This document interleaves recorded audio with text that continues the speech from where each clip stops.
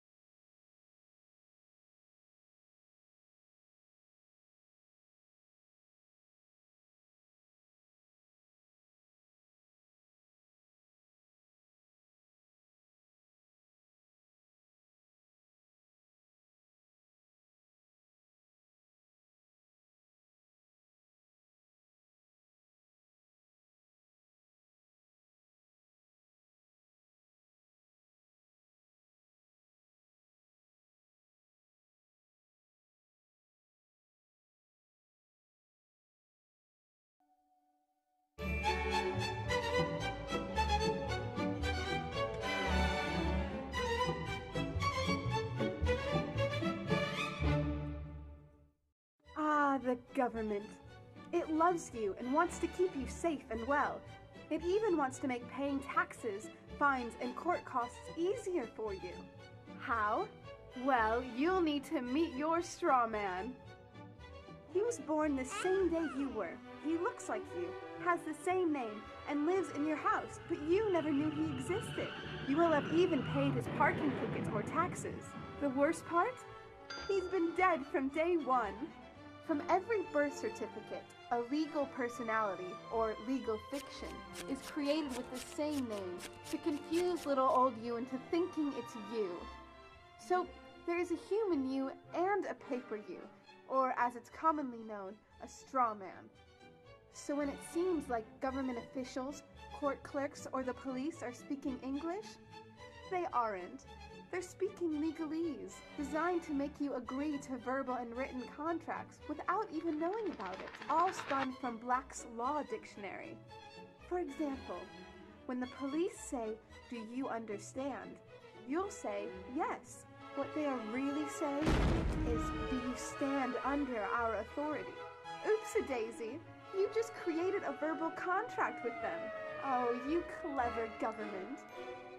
Did you know that whenever you register something, you are handing over title to the person you register it with? That's right. Whenever you register something with the government, they assume it belongs to them. Registered your car? Super! Now you are the registered keeper of your vehicle, and the government can crush it when you don't pay your, straw man's taxes. Expecting a new bundle of joy? Well then you need to register your little darling with a birth certificate. Then they can start the process all over again and create a new straw man for your little one. Isn't that great? So when Junior grows up, he'll be able to generate revenue just like you have.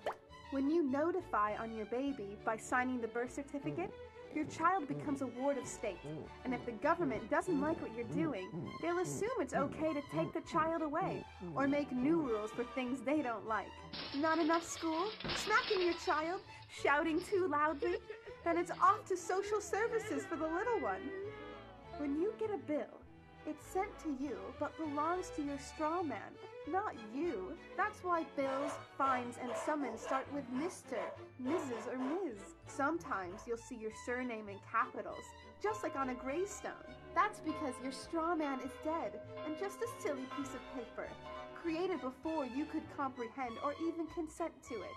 When you go to court, you represent your straw man, so you, the human, take on any costs, fees, taxes, and fines involved for the straw man.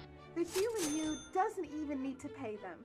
But you made a contract with the court by appearing on behalf of your legal personality or straw man, just like the government knew you would. Confused? Well, don't worry. The government doesn't want you to know anyway. If you knew, you'd stop paying things like council tax and parking tickets. Because when you go to court, you are representing your straw man. You are you, alive and made of flesh and blood. Your straw man, or legal personality, is a piece of paper created from your birth certificate. And you think it's you. What a silly Billy. Would you like to know more? Well then go over to tpuc.org. Get up, get informed, and get real.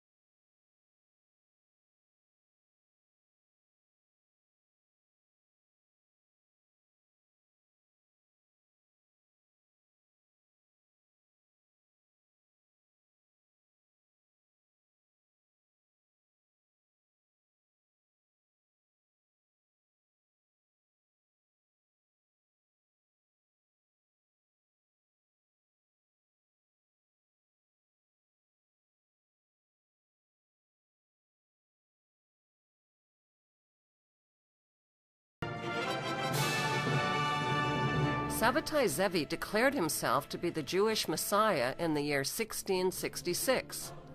This false Messiah led the largest Messiah movement in Jewish history, and attracted more than half the population of European Jews.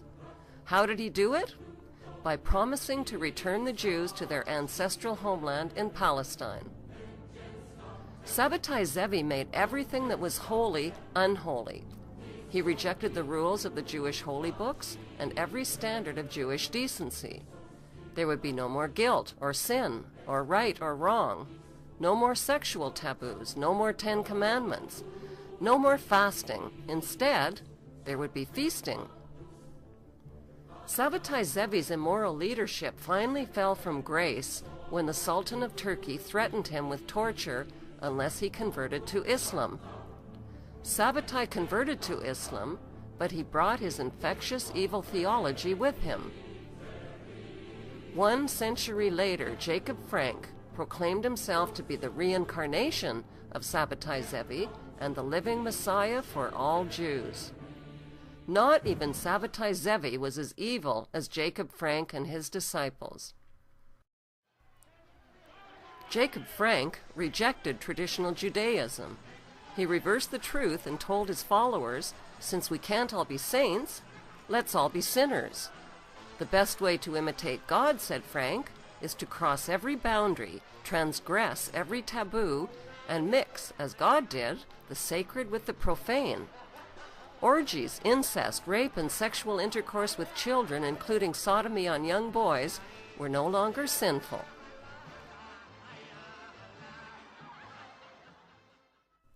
In 1773, Jacob Frank traveled to Frankfurt, Germany, the birthplace of the Illuminati. That's where he formed an unholy alliance with Adam Weishaupt and Mayor Amschel Rothschild's banking dynasty. The ambition of the Rothschild dynasty was to win control of the world's gold, central banks, and wealth. The Rothschilds sent John Jacob Astor, Jacob Schiff, and Paul Warburg to America, where they influenced the privatization of the Federal Reserve banking system and the dismantling of the American Constitution.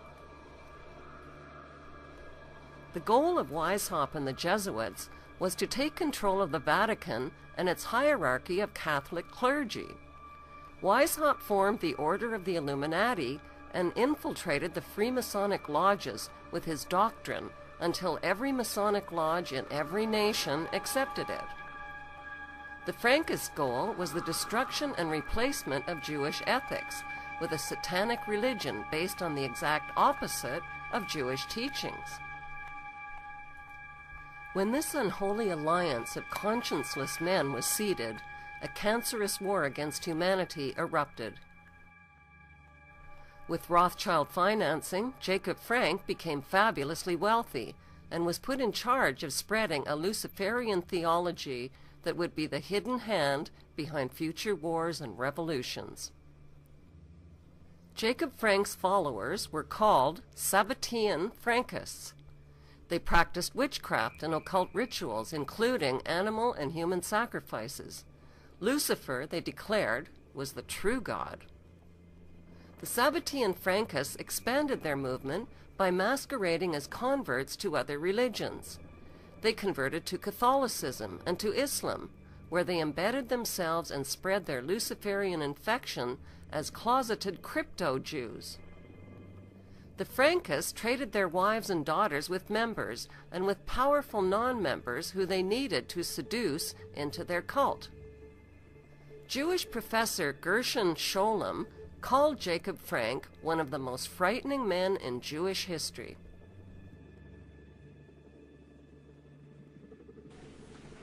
By 1776, Orthodox Jewish rabbis and leaders rejected Jacob Frank and the pagan invasion of evil that took hold in 18th century Europe. They declared Jacob Frank and his Luciferian followers to be heretics. Jewish author and historian Dr. Henry Makow has thoroughly researched the Sabbatean Frankist movement. The Sabbatean Frankists were out and out Satanists. They believe that they have to defy any kind of natural morality, defy any kind of natural law, defy God, and they actually indulge in every kind of depravity as a form of worship. because they worship Satan. And they promoted promiscuity, and that's where our promiscuity today comes from. It's 200 or 300 years old. There's nothing new or avant-garde about it. They promoted incest, they promoted pedophilia, and every kind of sexual depravity. America's Zionist-owned media falsely reported that Iran's President Ahmadinejad threatened to wipe Israel off the map. This was a mistranslation. What the president of Iran really said is that Israel is occupying Palestine and has no legitimacy on the world map. Traditional Torah Jews and rabbis agree with him. There is speculation that the revolutionary document called the Protocols of Zion is a secret Sabbatean Frankist document. This document embodies 24 protocols which map out a detailed Zionist plan for global control. The protocols, written in the late 1700s, describe in precise detail the world domination plan that is unfolding today. Rabbi Marvin Antelman charges that the world today is ruled by a Sabbatean Frankist satanic cult that has conspired with the Illuminati to destroy all religions and fuse all nations into one. I have joining me today Dr. and Rabbi Marvin Antelman. Welcome to the show, Rabbi. Thank you very much for having me here. First of all, let me say this. There are a lot of conspiracy theories out there. I'm not interested in theories. I'm interested in facts. So the scholarship over the years that I've utilized are sources that are impeccable. A man by the name of Shabbatai Tzvi, who was born in 1626 and died in 1676, came along and said, I am the Messiah. And he had a tremendous following. When it was realized that his following was so great, there would be problems, the Sultan gave Shabbatai a choice. Either you die or convert to Islam. So he converted. Now, there were about 1 million followers prior to the conversion. When the conversion happened, then there was disillusionment among the Jews. But there were some diehard people who set up different cults of Shabbatai Tzvi. And the worst one of them was called the Domeh, which was a secret organization. And the Domeh was based in Turkey and in Salonika. And the Domeh gave rise to these terrible orgies that went on, which became part of the immorality theology of Shabbatai Tzvi, corrupted later on. He apostatized himself 10 years before his death. So when he died in 1676, he had these cults doing all kinds of evil. And the reason that these followers of Shabbatai Tzvi were doing evil was because what? Here's the thing. The Talmud says that the Messiah would come when everybody's good or everybody's bad. There is such a saying in the Talmud. So the Sabbatians said like this: it's impossible for everybody to be good. It's easy to be bad. So they turned around the Torah and they said, if you do an evil deed, then you will use up the energy of the universe, and it'll collapse, and you'll force the Messiah to come because you will have used up all the evil in the world.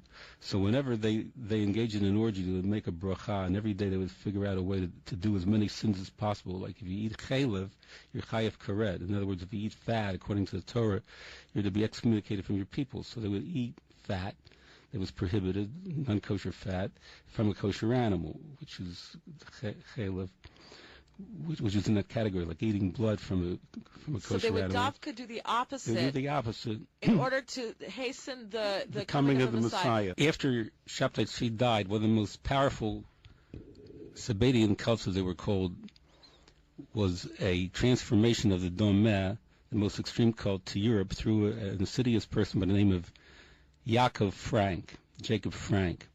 He died in 1791. Now the Frankists started to spread and take over entire communities and make them satanic. And you can actually trace a line historically, which I do in my book, to the CFR from Shabbatai Tzvi, and another organization called the Illuminati, which was founded in 1776 by Adam Weishaupt. and they were involved also in the French Revolution, which is also well documented. So what you're saying is that there really does exist a New World Order, that it's not a conspiracy theory, it's a conspiracy. Right, and Professor Katz wrote a book called The Jews and Freemasonry, which gives a history of the interface between Jews and some of the cults that derived out of Shabtai Tzvi. But one of the next big cult that came from Shabtai Tzvi after the Domeh organization, which is in Turkey, the next big cult were the Frankists, as I mentioned with Jacob Frank. So Jacob Frank, the Vad Arba Ratzah, the Council for Lands, wanted to deal with Frank, and they decided to have a big excommunication on the 20th of Sivan 250 years ago. And there they made the following rulings. They said everybody that is a Frankist is to be excommunicated. From the Jewish people. From the Jewish people, bastards to the 10th generation, is what it said. And they prohibited people, because the Frankists were into Kabbalah, they prohibited the study of Kabbalah until you were 30 or 40 years old and you had a belly full, as they said, full of Talmud. Only then could you study the Kabbalah. Right. And they said they're women or whores, and they're hereby excommunicated from our people to the 10th generation. This is what the Council of Foreign Lands labeled the Frankists, Right. because they so deviated from Judaism and all that Judaism holds to be true and righteous. These people went off and made basically their own deformed religion, and so the Jews wanted nothing to do with them. They kicked them out. That is correct. Okay. Are there non-Jews that joined this Sabbatian cult? No, non-Jews did not join the Sabbatian cult, but the non-Jews did join the Illuminati. Today, royals, politicians, banksters, and businessmen form the inner circle of the Sabbatian Frankist elite. They live secret, two-faced lives, sometimes posing as religious Jews or Christians or Islamists. Modern Zionism is rooted in the unholy alliance of Frank, Weishaupt, and Rothschild. It has infiltrated world religions, taken over Freemasonry, engineered wars and revolutions, and turned nations and citizens into their debt slaves worldwide. Unfortunately, Muslims, Christians, and Jews do not recognize their common enemy because that enemy is invisible. It hides within their own religions. The enemy also hides within the activist community. It finances big-budget documentaries and movements. The end game is to sell a divisive, anti-capitalist, atheistic message and deliver trusting followers right into the lap of a communist New World Order. New World Order, Mr. Rothschild? What? New World Order? Depopulation? Listen, who are you? Genocide? Who are you televising for? We just want to let you know the New World Order has no legitimacy, and that we as a people are not afraid, and we are waking up to the robber barons and the big banksters who are looting this economy with the Federal Reserve. Well, What do you, I mean, the Rothschilds family did start the Federal, they divided Europe first, took over Europe, the Napoleon. Don't exaggerate.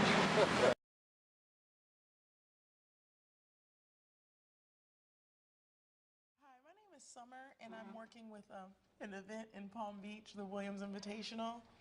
You can ask for me, Summer. My last name is Diaz, D-I-A-Z. Yeah, I definitely have different personas and different attitudes. Psycho Serena. You don't want to meet her. She's on the court. She's at practice, and she's in the match. And she's awesome, and she's amazing. She's this great athlete. There's Summer. She helps me out a lot. Summer has a whole story. Summer has a whole story. Like if I have to write long letters or if I have to do, different things, then Summer doesn't. She got married. Now she got divorced. She moved to England. Normally, when she talks to people on the phone, she just gets on the phone and she's like, hello, I'm Summer. How are you?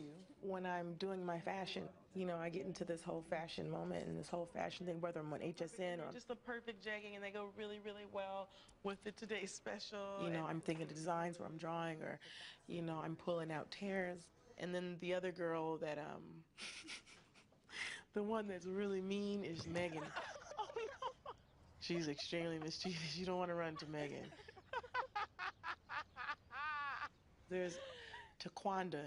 Whew. Jaquanda is rough. She is not Christian. She's from the hood. She was at the U.S. Open in 2009. Football, and that gives Kim Clijsters 2 match points. Serena Williams charges after the linesperson that made the call.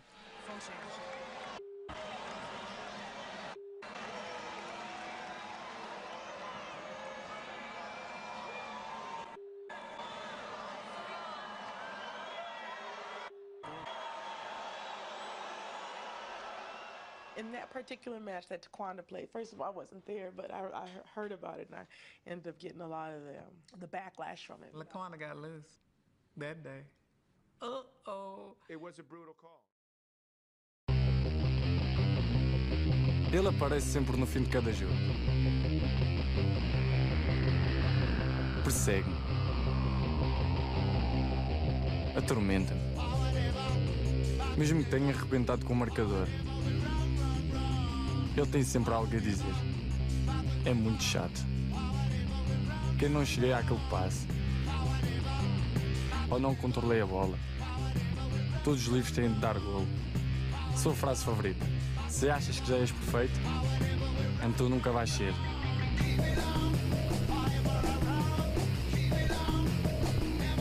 E continua, continua e continua. Todo o santo dia. 7 dias por semana.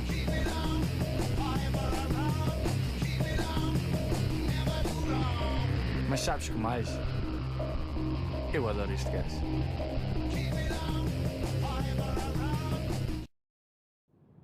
Mike, you got one last chance to make the man.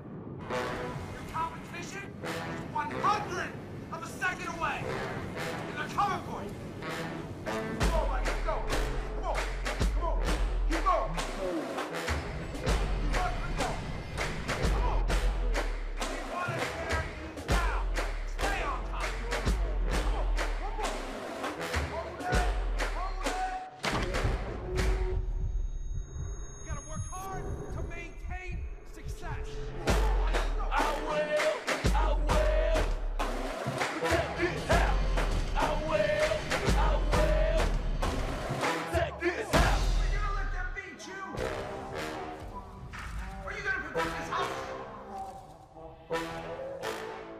Along with his coach, Bob Bowman, Phelps has extensively trained himself to visualize and plan for both good and bad outcomes.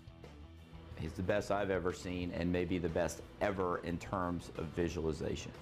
He will see it exactly the perfect race, and he will see it like he's sitting in the stands, and he'll see it like he's in the water. And then he will go through scenarios, what if things don't go well? You know, if my suit ripped or if my goggles broke, you know, what would I do? So he has all of this in his database so that when he swims the race, he's already programmed his nervous system to do one of those. And he'll just pick the one that happens to come up. If everything's perfect, he'll just go with the perfect one. If he has to make a change, he's got it in there. The added benefit of visualizing all of these different scenarios is the confidence gained from knowing he has a plan for everything. Bowman's computer analogy is apt. Because the different reactions are programmed into Phelps's mind, he doesn't have to worry about adapting on the day of a competition, and instead can focus on being the best athlete he can in the present. His mental self-reliance may be his biggest strength. Stay tight in the pocket. Be on time. Is he blitzing? 3 seconds until sack. Work your eyes to the left. Stare down that safety. Off the mic. What's the corner doing? 2 seconds until sack. We need this one. Looking for Harrison. Harrison's completely covered. 1 second until sack. Who's breaking free? Who's breaking high? Who's my high? As soon as Manning thinks it, then you see it. Highlights, updates, and scores at the speed of light. This is the NFL at sprint speed. Time to open your presents! It's a Peyton Manning! Let's play with it!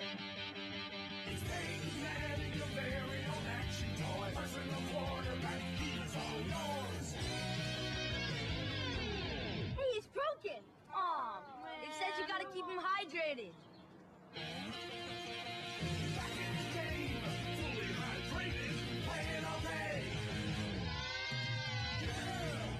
The revelation is this: For all his life, Walker says he has suffered from dissociative identity disorder, or DID, a rare and controversial mental illness once called multiple personality disorder. I had it the whole time. I just didn't know what it was. I just didn't know how to cope with it. There goes Herschel! There goes Herschel! That young man you saw racing down the sidelines for the Georgia Bulldogs in the early 1980s, He's running over people! or flattening would-be tacklers on the road to a national championship, the one who set world records in track and field, Herschel Walker. the one who won the Heisman Trophy. Walker says that wasn't him. He's got a blocker. The guy who played 15 seasons of pro football and once danced with the Fort Worth Ballet. The one with the obsession for speed, the businessman, the public figure, the husband. None of those guys are him either. Not really. Those are his alters, he says, alternate personalities. It's just personality that can do different things for you. I told somebody once, you don't want the Herschel that play football. You don't want the Herschel that do business babysitting your child. You want a different person. When I'm competing, I'm a totally different person. I think one of the problems we have in our society is that Hollywood brought us our definition of DID. And everybody thinks that DID should look like that. In 1976, Sally Field introduced America to Sybil Dorsett, a traumatized young woman fractured into more than a dozen personalities, little girls, boys, a grandmother. You're gonna hook me! You're gonna hook me! The movie won 4 Emmys, but was widely panned by mental health experts as over-the-top and misleading, and misconceptions about the disorder linger to this day. And that's one of Herschel's missions, is that I want to make sure people know that you don't have to be a SIBO to be DID. These alters are not just developed to carry trauma. They're also developed to help a person adapt to life and function. And for most of Walker's life, he says, that's just what they did. The warrior alter handled football and the pain that comes with it. The hero took over in public.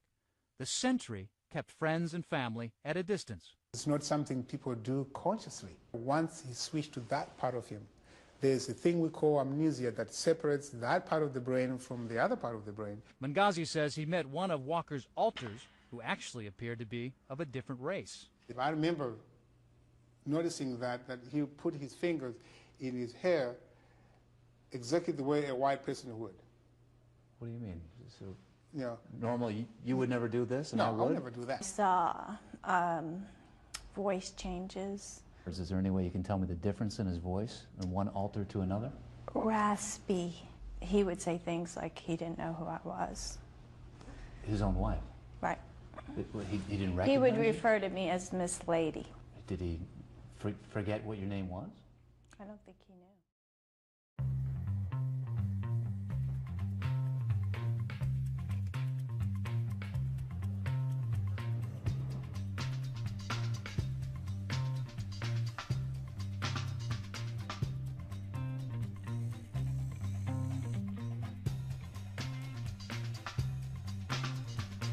From the most demanding eye in the game comes the most refined irons in golf. Nike Victory Red Irons.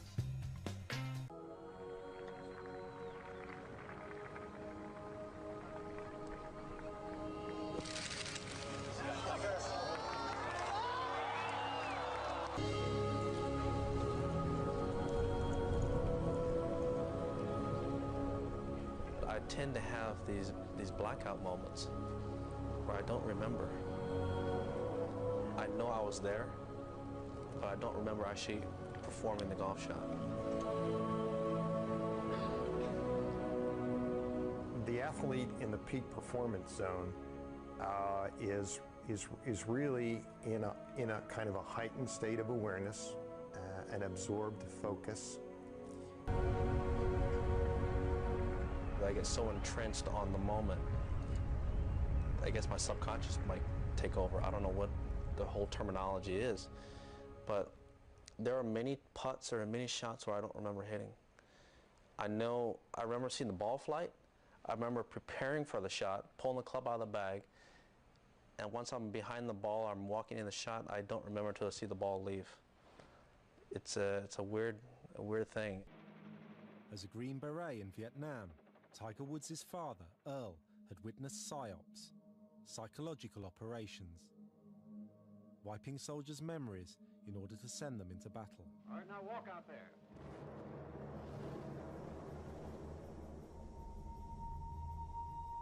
Earl wondered what would happen if he used the same techniques on his son. Good evening. Relax.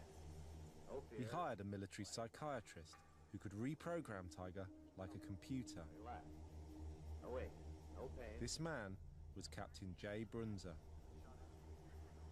Brunzer embarked on a bizarre and extraordinary program to hypnotize Tiger before he played. In a rare interview, Tiger talked about how he would forget whole sections of tournaments. He was born in Basel, Switzerland. He started playing tennis at 6 years old. He could have been a soccer pro, but chose tennis. He once had a temper, but he found his cool and became a champion. He's definitely the man to beat. His name is Roger Federer. He's won 10 majors and counting. But my name is Tiger Woods. I have 12 majors and counting. So keep up, buddy.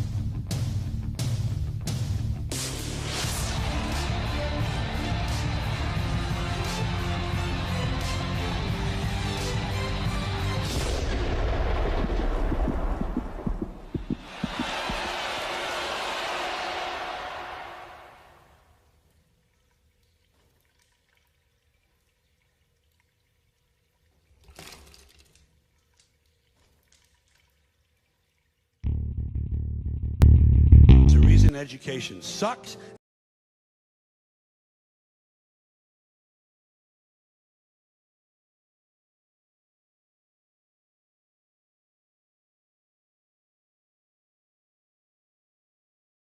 Big, the wealthy, that the real owners, the big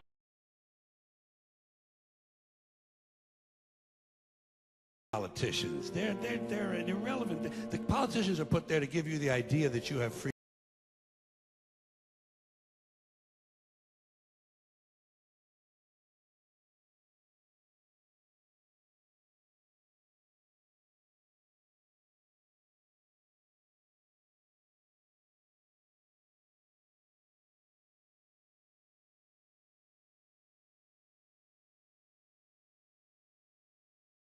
Most people's eyes, Israel is a terrorist state. It's the fact that you cannot comprehend that fact that leads to the bias which runs through all of your reporting and every question that you've asked me in this interview.